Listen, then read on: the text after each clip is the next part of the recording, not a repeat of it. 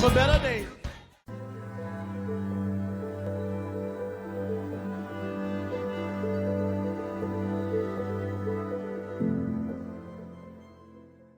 Le pasteur Lord Lombo présente son message en insistant sur l'importance du chemin que chacun doit emprunter pour accomplir sa destinée. Il introduit le personnage de Saül, en précisant que ce message prophétique est destiné à nous éclairer sur la manière de découvrir et de suivre notre propre chemin de destinée, en s'appuyant sur les Écritures, particulièrement 1 Samuel 9. Le choix de Saül est significatif, car son histoire est une démonstration de comment Dieu guide les pas de ceux qu'il appelle à une grande destinée.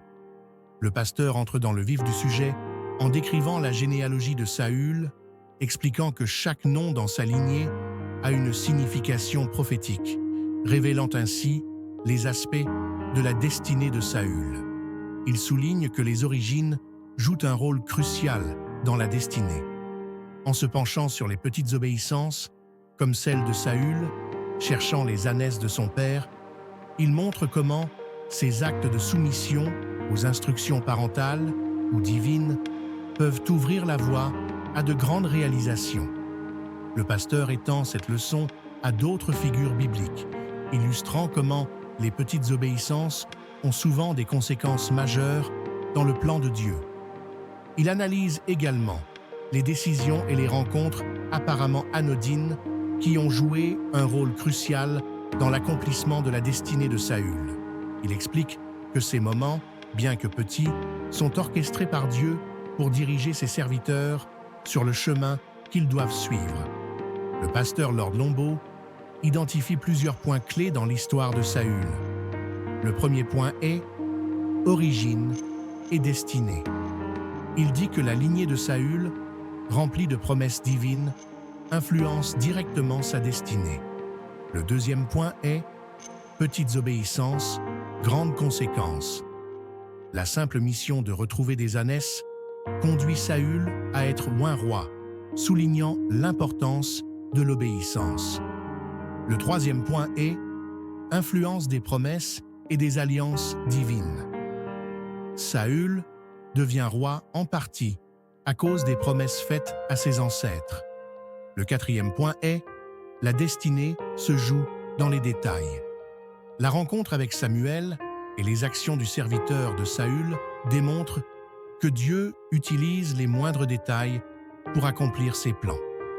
Le cinquième point est révélation progressive de la destinée. La destinée de Saül est révélée petit à petit, passant de l'énigmatique au clair, jusqu'à son onction par Samuel. Et le sixième point est recherche et découverte de soi. En cherchant ce qui est perdu, Saül se découvre lui-même et sa véritable vocation.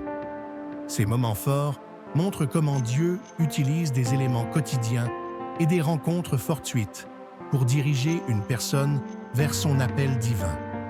Le pasteur conseille de prêter attention aux petites décisions et actes d'obéissance dans nos vies quotidiennes, car ces actions pourraient être des étapes cruciales sur le chemin de notre destinée. Il encourage à se rendre disponible pour les directives divines, comme Saül l'a fait, en étant attentif aux signes et aux personnes que Dieu place sur notre route. Il insiste sur l'importance de développer une intimité avec Dieu, symbolisée par le deuxième arrêt de Saül, et d'être revêtu du Saint-Esprit pour recevoir la puissance nécessaire à l'accomplissement de la destinée. Il invite chacun à chercher activement cette intimité à travers la prière et la lecture des Écritures, et à se préparer à recevoir de nouvelles directions divines en 2024. En conclusion, le pasteur Lord Lombo rappelle que la destinée est un chemin que l'on doit choisir de suivre, en accord avec les directives divines.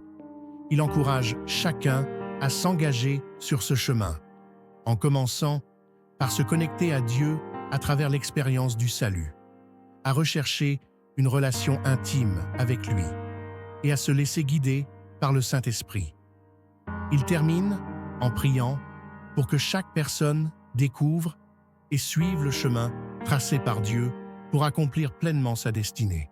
Ce message résonne profondément, soulignant l'importance de la soumission aux directives divines dans la vie quotidienne. La manière dont Dieu a guidé Saül m'a rappelé que chaque étape de notre vie, même les plus banales, est précieuse aux yeux de Dieu. Cela m'encourage à être plus attentif aux petites choses et à reconnaître leur potentiel impact spirituel. Ce message est un rappel puissant de la nécessité de rester connecté à Dieu et de se soumettre à sa volonté. Je nous encourage à mettre en pratique les actions concrètes proposées par le pasteur. Soyons attentifs aux petites décisions et actes d'obéissance dans notre quotidien, car ils pourraient être des étapes cruciales vers l'accomplissement de notre destinée. Revisitons régulièrement ces idées pour renforcer notre foi et notre engagement.